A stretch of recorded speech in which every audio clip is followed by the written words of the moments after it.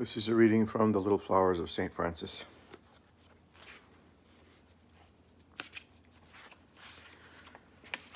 The Garden of the Little Flowers. The little flowers of St. Francis blossomed during the age of Dante in one of the most beautiful gardens on the face of the earth.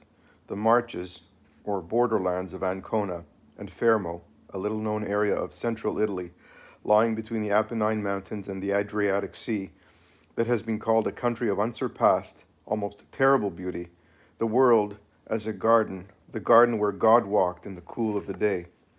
To this paradise on earth, over a mountain pass, two strangely robed, barefooted young men of Assisi came in the spring of the year 1209. As Francis and Giles strode down the steep winding road in the shadow of rugged, barren peaks, the whole splendor of that gentle, serene, and lovely landscape was spread out before them.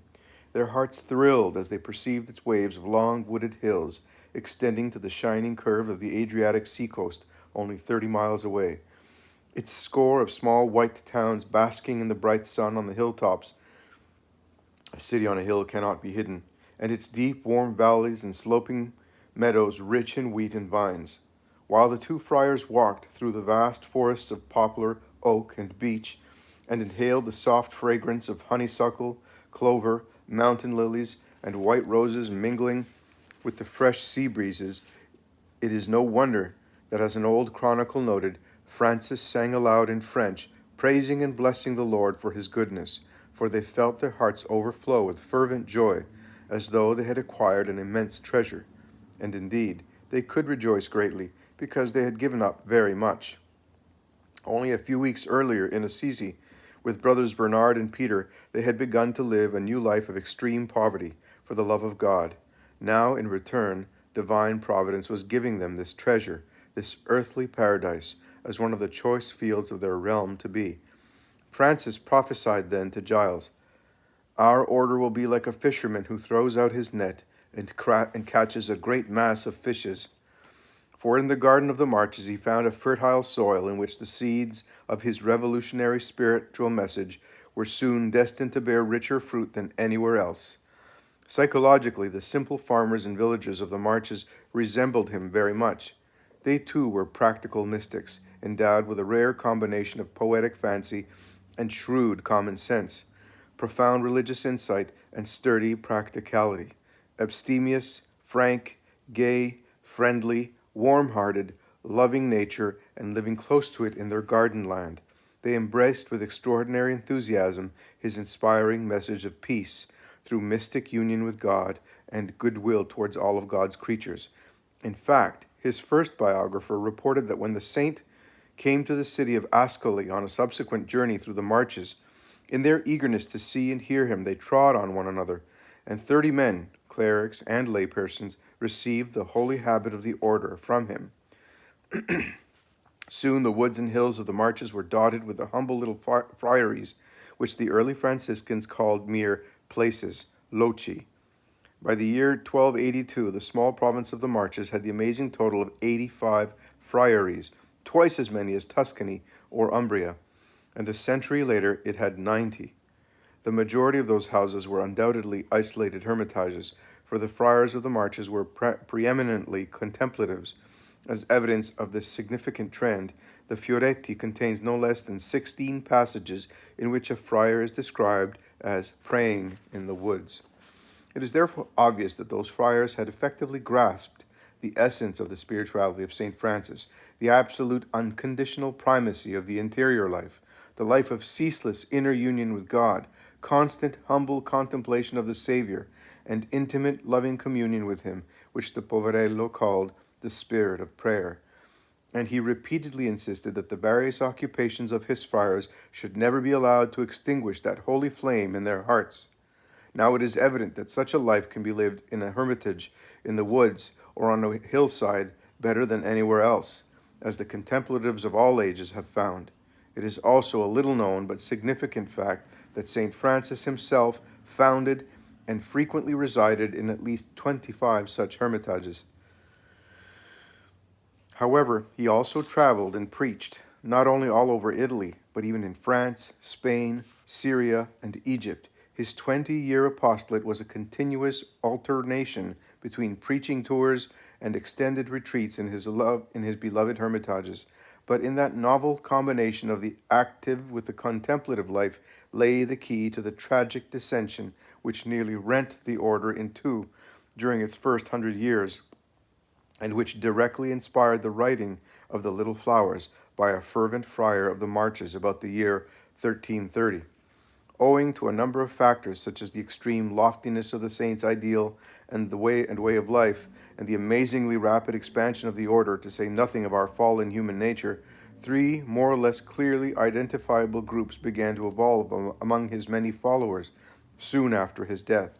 1. The moderates, who were sincerely convinced that a minimum of adaptation was necessary in order to perform the various apostolic tasks which the Church was increasingly assigning to the friars in towns, universities, and foreign missions.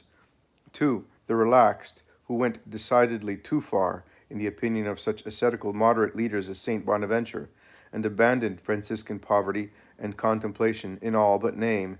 And 3. Opposed to both those groups, the so-called zelanti, or spirituals, fanatical Joachimist rigorists, and contemplatives who considered the rule and testament of St. Francis divinely inspired documents that were equal in rank to the Gospels, and were destined to effect in an imminent new age the complete regeneration of the Church and society along lines allegedly foretold in writings of the famous 12th century abbot Joachim of Calabria, who was gifted with the prophetic spirit. Dante. The author. A brief outline of the bitter, century-long conflict between those three groups is necessary in order to understand the historical function, the basic theme, and many of the characters and topical allusions of The Little Flowers. But instead of presenting a dry chronicle of events, we shall try to enable the reader to relive those momentous decades as they were experienced by the great writer who is the author of the Actus, the Latin original of the Fioretti. Brother Ugolini di Monte Santa Maria. Unfortunately, very little information about his life and activities is available. Nevertheless, thanks to his book, we know a great deal about his close friends and their associates of the preceding generation. Several of them played prominent roles in the history of the order in the Marches, and their lives and example had a profound influence on his outlook, and hence on his writings.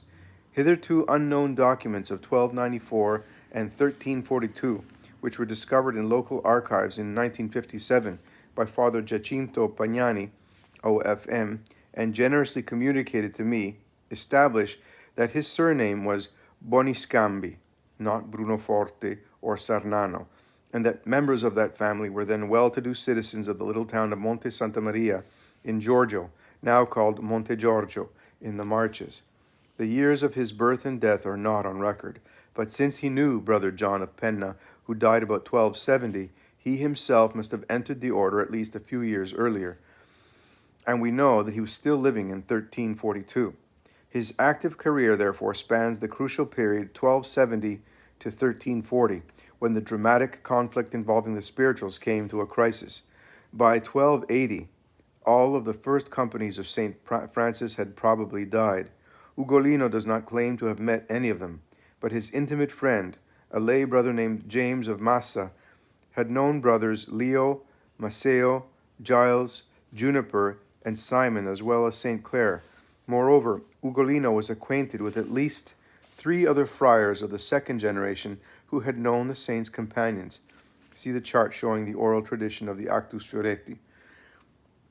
Principally, from James of Massa, the young Ugolino heard many fascinating and inspiring stories about the Poverello that were not included in the incomplete official biographies by Thomas of Celano and Saint Bonaventure. At this time, only the latter's Legenda was approved by the order.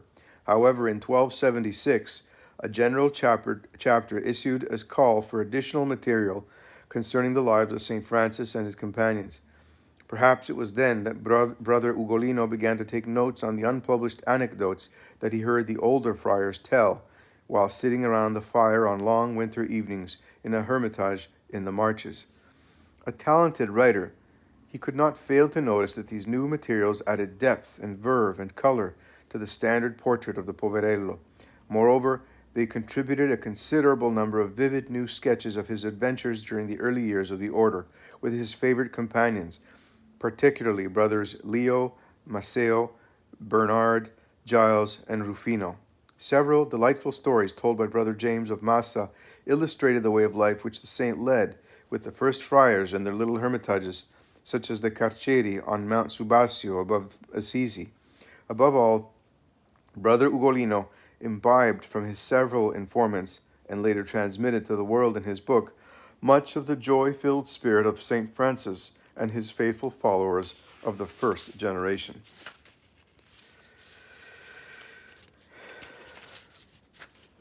The spirituals.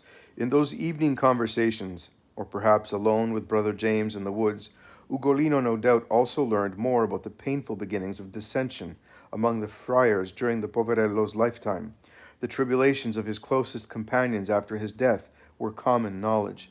Brothers Bernard, Maceo, and Riccieri suffered repression. Bernard even had to leave Assisi and did not dare to return until the despotic Brother Elias was deposed as general in 1239 and subsequently excommunicated. While St. Francis was alive, his relations with Elias, according to the earliest documents, were marked by mutual respect and affection. But after the founder's death, Elias's unmastered pride and ambition apparently became his dominant motives. It was therefore natural that his sensational fall and deathbed repentance resulted in the circulation of all sorts of stories about him, true and false, and that the spirituals later made him a symbol of their opponents. It must be emphasized at this point, however, that none of the intimate companions of St. Francis, although they may have sympathized to some extent with the zeal for poverty and self-denial of the spirituals, was ever accused of the latter's doctrinal errors or rebellious actions.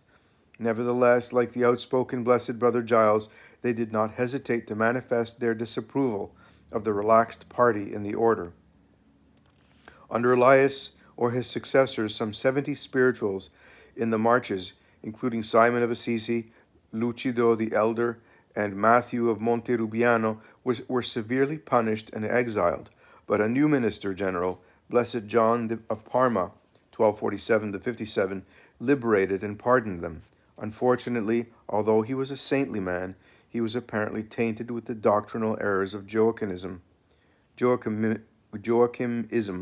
which resulted in his resignation and trial under his successor, St. Bonaventure, 1257-74.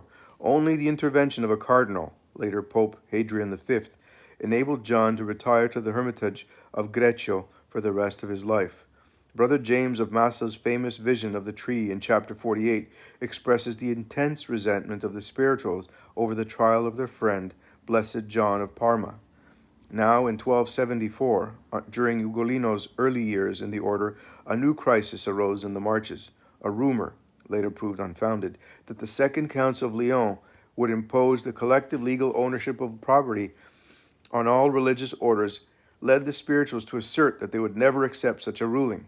Feeling ran high as the friars of the province divided into two factions. Finally, the leading spirituals, including the two later known as Angelo of Clareno and Liberato of Macerata, were condemned by their superiors to life imprisonment for heresy and insubordination. However, in 1289, a new general visited the province, liberated them, and assigned them to a mission to Armenia. But finding themselves pursued by accusations, they returned to Italy in 1294 and sought the advice of several prominent spirituals who had remained in the Marches and Umbria. Conrad of Offida, Peter of Montecchio, and the famous Umbrian friar poet Jacopone da Todi all agreed that Liberato and Angelo should consult the new Pope Celestine V, a saintly old hermit monk. He gave them permission to live according to the rule and testament of St. Francis as a separate order to be called the Poor Hermits of Pope Celestine. But within a few months, the elderly Pope made what Dante bitterly called the Great Refusal. He resigned. When his successor, Boniface VIII, abolished the poor hermits, some of them fled to Greece. Henceforth, their status with regard to both the order and the church was that of rebels. Their followers eventually divided into two groups, the Clareni, who were tolerated in some dioceses, For example, those found later in La Foresta in Sarnano, and who later joined the observant Franciscans, and several heretical sects of Fraticelli, as Livario Oliger, OFM, the leading expert on the spirituals, has pointed out, their movement failed because its members, despite their idealism, fell into the following grave errors. They stressed the contemplative life at the expense of the mixed life. They equated the rule with the gospel.